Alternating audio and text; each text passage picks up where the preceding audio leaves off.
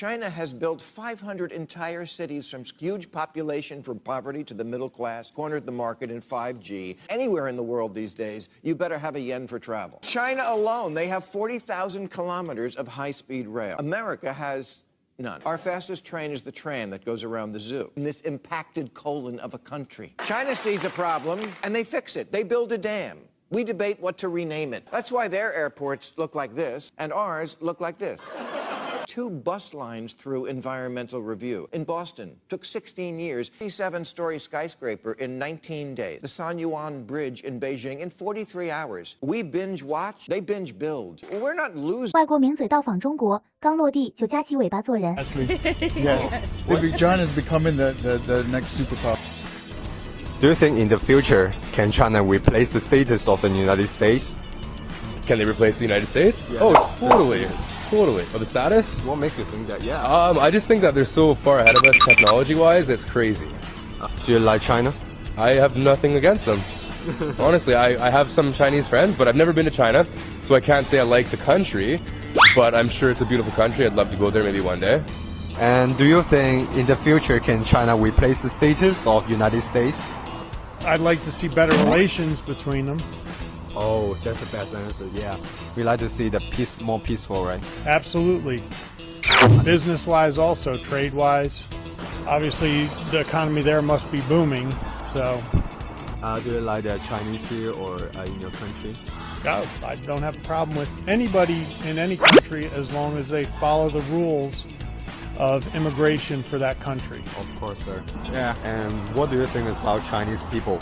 Chinese people are nice, man. My buddy he's from China and we get along very good. I'm from Turkey, actually. I kind of think like the family associations, they're kind of similar with Turkish and like Chinese, yeah. In the future, do you think can China replace the status of United States? In the future, it's a good question. Next. 我为什么去？今天我问他们为什么没有来。而在我好朋友的家乡云南昭通，昭通人跳广场舞的时候会摘下口罩，露出幸福的笑容。这些画面让我想到我通过中国共产党的学习到的一句话：江山就是人民，人民就是江山。我在北京上学，但也可以去到中国全国各地，触摸中华5000年的悠久文明和日新月异的时代脉搏。和我一样的留学生，正通过北大学习借鉴中国经验。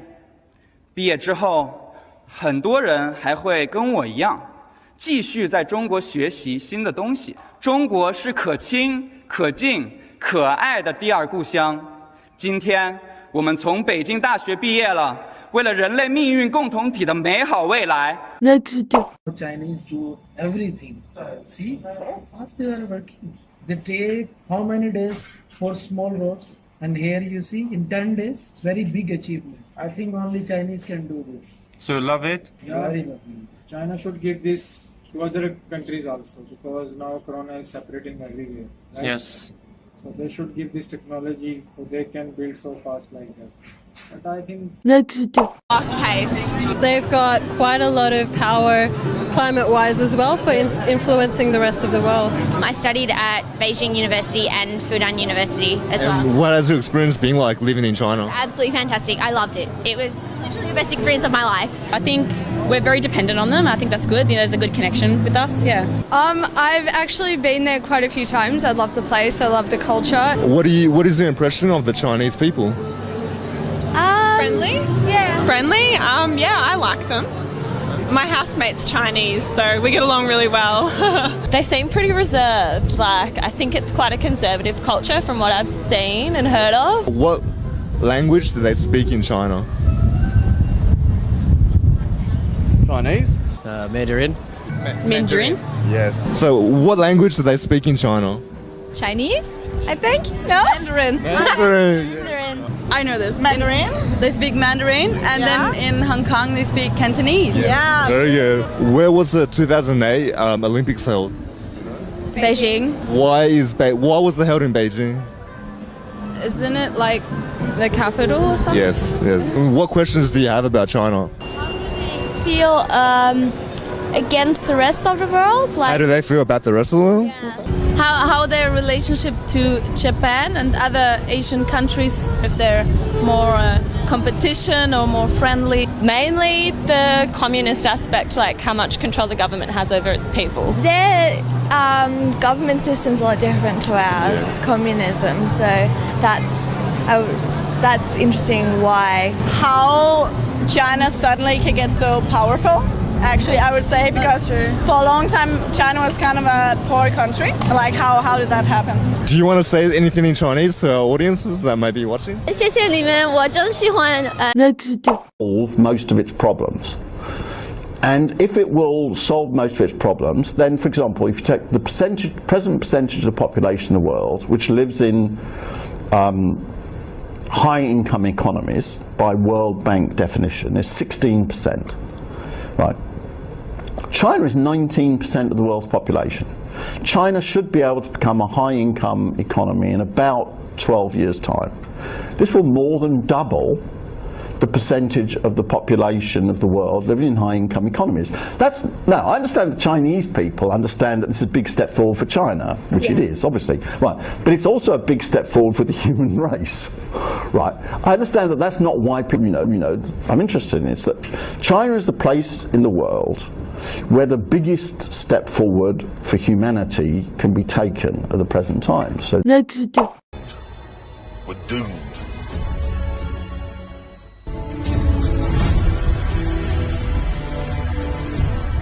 China's road network.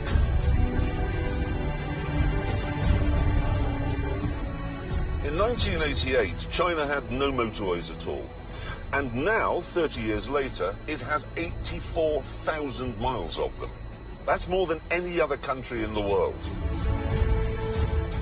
And they're only just getting into their stride. Since 2011, they've been building 6,000 miles of motorway every year. 6,000 miles a year!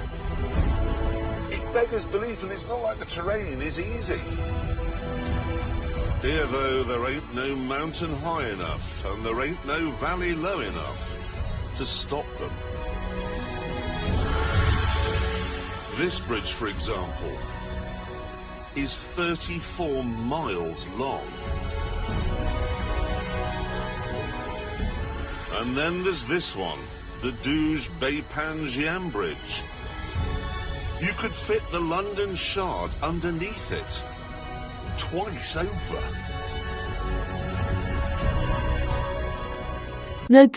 Happened so fast, we haven't yet had time to be astonished. I remind myself in Cambridge at this bridge, which goes across the Charles River. The state of Massachusetts said they were going to renovate this bridge. It would take 2 years. In 2014, they said it wasn't finished. They said it would take 1 more year. In 2015, they said it's not finished. Finally, last year, it was finished 3 times over budget. That I drove across last month in Beijing. It's called the Shenyang Bridge. In 2015, the Chinese decided they wanted to renovate that bridge. It actually has twice as many lanes of traffic. How long did it take for them to complete the project? 2015. What do you bet? The answer is 43 hours. Now, of course, that... It's gonna go up in speed. I'm a little nervous right now because we are levitating, which is strange. I've never levitated on a train before. It feels like any other train I've been on. You know, it kind of feels like the bullet train. The one thing that I have really noticed is it's really quiet. Because the train is levitating, there's actually no friction on the tracks, which kind of gives it this like almost silent, really futuristic sounding kind of ride. Whoa, guys, look how fast we're going! Oh my gosh. 410. Oh my gosh. Amazing. 413, it's gonna happen. We're going to Mexico. We're going to Mexico. Oh my gosh. 8 more kilometers an hour and we are going to be going the absolute... Hearing these complaints about our transport structure. Isabel Oakeshott. Well, totally not. I mean, as a hard-pressed commuter who suffers daily on substandard train services, that absolutely can't be right. And I was looking into this earlier and just wondering, for the sake of argument, how the Chinese do these things. And I noticed that they were able to build a whole new station in the space of 9 hours by flooding it with thousands of workers. We should be much more imaginative about getting infrastructure in quickly instead of condemning people to being isolated in remote areas. Mel and I shared a taxi coming here, and the commentary I can tell you in the taxi was that the roads looked better than the area where we were living in England. I'm delighted to hear it, but I have to say to you, it was much better than in Buckinghamshire. But everybody in their own area complains, and the truth is our road repairs have been very, very bad, and it's deteriorating. And yes, austerity has prevented expenditure on all sorts of things that we could need to spend money on. But equally, if we cannot borrow more... Y la comida china me parece, siempre desde muy pequeño me pareció muy atractiva. Y en cuanto a población, sabemos que son muchos. Muchos, que si se lo proponen, casi que podrían dominar el mundo. ¿Y tienen idea cuál es la cifra de la población de China? 1.000 millones, algo así. Pero... Millones y pico, son pa. 1.300.000 y pico, sí. Es un montón, acá somos 44 millones, o sea, somos nada. China, lo que más me llama la atención de China es su tecnología, lo avanzado que están en ese tema. Es lo que más me llama la atención de ese país. Sí, en parte de tecnología casi todo lo que tenemos es de ustedes. ¿Y cuál es la marca más famosa de los celulares que he hecho en China? En Venezuela ahorita la de los carros Cherry. ¿Cherry? Sí, se vende mucho. Sí.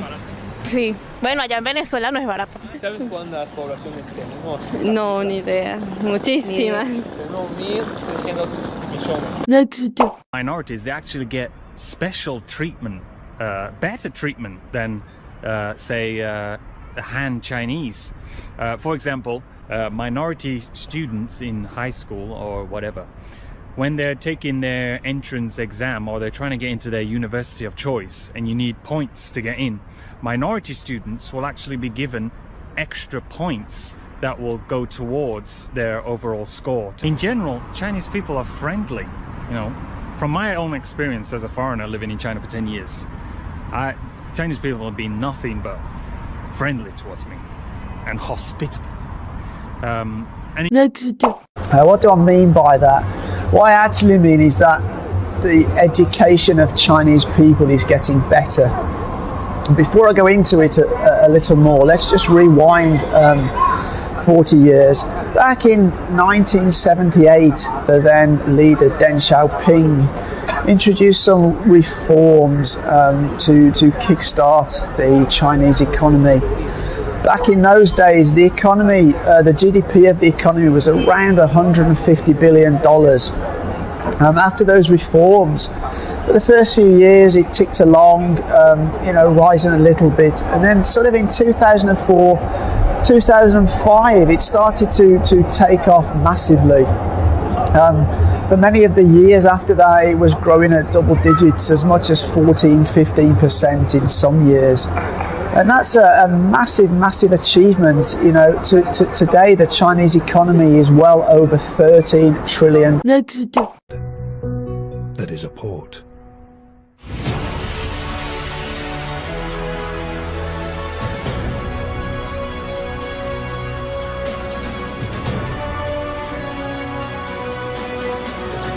This is the Shanghai port, the busiest in the world. It's the supersized facility that makes China's record-breaking international trade possible.